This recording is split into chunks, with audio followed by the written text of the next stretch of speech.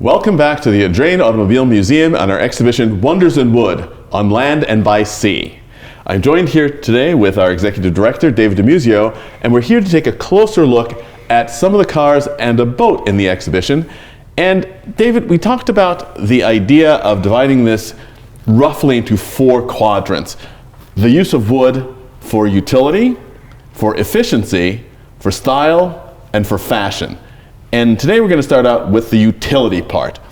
And I think it's really interesting. We've got here our first car, a 1928 Morris Oxford utility that's got a very unique Parks body built for an estate in the UK. What can you tell us about this car and the way its body is built as it relates to English carts? Well, it's as practical as you can get, other than if it were made out of solid wood. But there's some efficiency to this. Using frame and panel construction, which you see in architecture as well.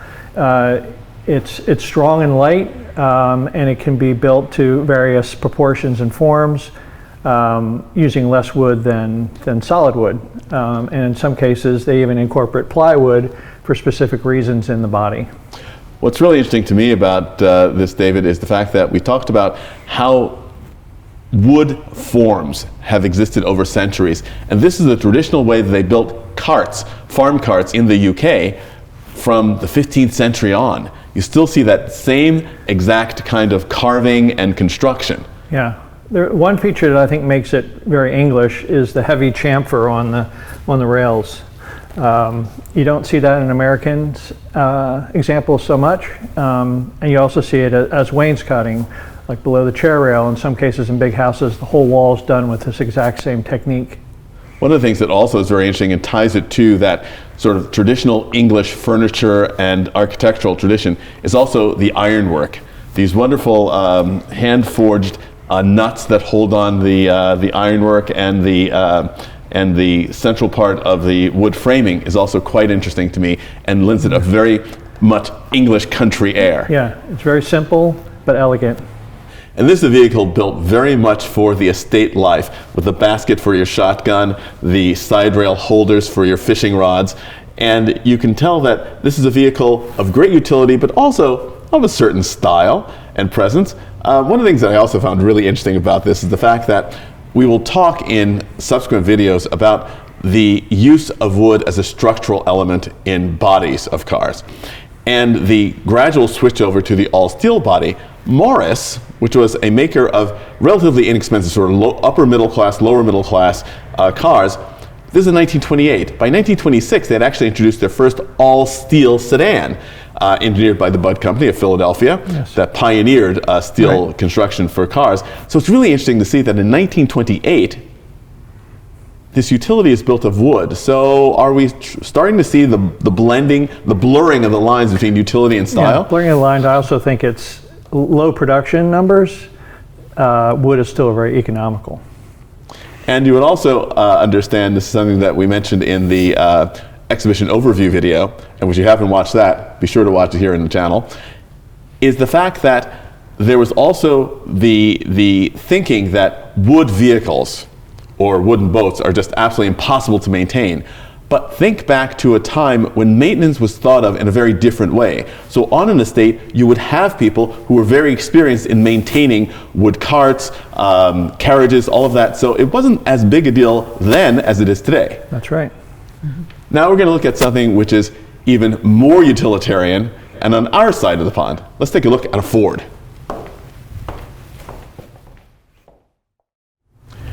And here on our side of the pond, we've got this 1922 Ford Model T depot hack, a car generously donated to the Audrain by Robert and Elaine Quito. Thank you very much. And this is really fascinating because this is, first of all, etymology, hack. It comes from? You tell me. Hackney. Hackney? Hackney, exactly. So that's the depot hack. It's a hackney. It's something to carry goods and people, exactly. So its earliest life, it worked in the train yard in Boston. And that's also one of the fascinating things about this particular car. Much like the Morris Oxford, this car has been restored, unlike the Morris, but it retains so much of the original woodwork. It's absolutely wonderful. And in fact, I really love this because as a utility vehicle, we can see that some of the repairs over its time are not matching. You know, it really didn't matter that much. This wasn't going to go to a concours d'elegance. It was going to be used in its function to ferry people and material around the Boston train yards, and now for us provides this wonderfully characterful example of a working vehicle with this wonderful wood finish. Now, compared to the Morris, it's the same type of wood framing, but in a very different sort of expression, a much more practical, utilitarian expression, would you say? Well, I don't know if I'd say that. I would say, you know, the proportions of the frame are more delicate. They use smaller bits of wood for the paneling, but the construction technique is exactly the same. And it's also interesting to see here that it has a very different look because of the depth of the frame of the Model T and the metal siding. You don't get that real sort of massive wood effect that you get on the Morris. But it's also quite interesting that Ford sort of became the standard for wooden wagons, and the body for this, as well as one similar, which is in the Henry Ford, were built by a now unknown carriage maker, body maker, but they're absolutely identical, and they proved so popular when Ford sold these chassis with these outside bodybuilders' bodies on them that Ford began to build their own in-house station wagon in 1929. And it's a very interesting thing to see as well, the mixture of, for us today, for me certainly, utility and beauty. I mean, the way the beading in the roof is just absolutely lovely to see, and also the way the way the wood ages. You know, yeah. It's something that this yeah. probably looks better to me now than it did when it was brand new. Beautiful patina, and we'll see the opposite of that with some of the other cars here that have been restored and have like new finishes on them. So it has history of use, and as you're mentioning, some honest repair. The stain wasn't quite the right color, but it's also, you know, it's mellowed with age, and when it was new, the contrast between the frame and panel would have been much higher. And one of the other things you mentioned, we talked about various materials and why they're used. Now, the body on this is very straight, the tailgate is straight, but the doors are curved so that they could have a wider body going to the narrower cowl. And you mentioned that that's plywood. And why might they use plywood instead of the... Plywood was used in manufacturing even, well, right around World War I, you start seeing it. But, you know, because of its veneer cross-grain lamination, it's very stable. It doesn't expand and contract like solid wood. So in the case of a door, it makes it dimensionally stable and less likely to sag as you open and close it. So it's a great use of the material. Again, the beauty of wood used for a practical utilitarian purpose. That's right. Now we're going to leave land and go to sea. Awesome. Let's take a look. Now we go to the surf side of our surf and turf here at the Audrain. And this is a particularly really interesting boat that we have here. A generous loan from the Mystic Seaport Museum in Mystic, Connecticut. And it was a groundbreaker. Tell us why, David. Absolutely my favorite boat in the exhibition because it relates to the car. So in 1936, Herreshoff decides to build this packaged. The idea that you could take your boat with you on your holiday or long weekend with the family was really a new idea. So the idea that you had a boat that you could sail, row, or use with a motor. It came with its own trailer, and all the fittings had specific places inside and a nice canvas cover, very easy to pull and use. And the Herreshoff Company, of course, is renowned for building the America's Cup winning yachts for so many years, and a big Rhode Island legend. And what's also really interesting about this too, to me, David, is the fact that it also is emblematic of the rise of the middle class leisure time. Because in the 1930s, who would have heard of actually being able to drive your boat someplace to sail? And in one of the wonderful period advertisements for this, it mentions the fact that you could take this to Lake Placid and to all these other great luxury resorts, where the people who owned one of these probably could never afford to buy a home or keep a yacht on the lake, but they could now hitch their Herreshoff Amphikraft to their car and drive the lake and enjoy the life of the leisure class for the afternoon. Yeah, and there's some. It also represents all the traditional woods used in a small craft or dinghy. Herreshoff was renowned for building very light, elegant in their proportion.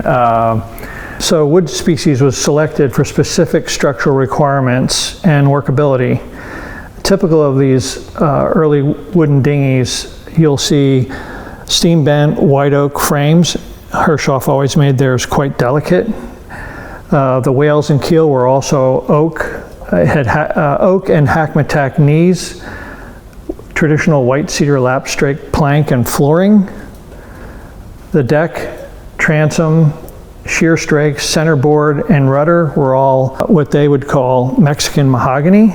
The mast was traditional Sitka spruce, in this case a two-piece construction. All the lapstrake joined together with the help of traditional copper rivets and bronze screws fastening the deck on, as well as the floorboards and such. Really very traditional and so well made, beautifully made. And to put the icing on the cake, this wonderful trailer that they designed and had the Indian Motorcycle Company supply the wheels and fenders for. It is the detail and elegance of this very simple boat are really quite apparent, and in our theme of utility, the utility of this boat combined with all of its sailing or rowing equipment, the trailer, is allied to an incredible elegance. This is built in a way that it could easily have been an accessory on a great steam yacht. Absolutely. And it's also nice because we have such a great history for this boat. And also MIT, the archive at MIT in Boston, has all the Herreshoff papers and drawings. So you'll see in the galleries copies of the original drawings for this boat and trailer. And a fun little tidbit is he also designed a dog trailer. So using this trailer, a frame and panel box that you could actually put on this trailer instead of the boat and haul your dogs with it. We talked when we looked at the Morris Oxford about the hardware on it and how it was very, very typical of the English country hardware. The hardware in this boat, as you mentioned before, is done to a very high yacht level, and even down to the fact that all of the screw heads are perfectly aligned. Oh. And you mentioned the fact that, well, that's standard cabinet maker's practice. Yeah. It's something that today in a Concours d'Elegance, on a car, you're actually marked down because they said, oh, they're just trying to make it look good. But what's fascinating about this is that lightly running your fingers across these perfectly aligned screws, you see they're all not the same height.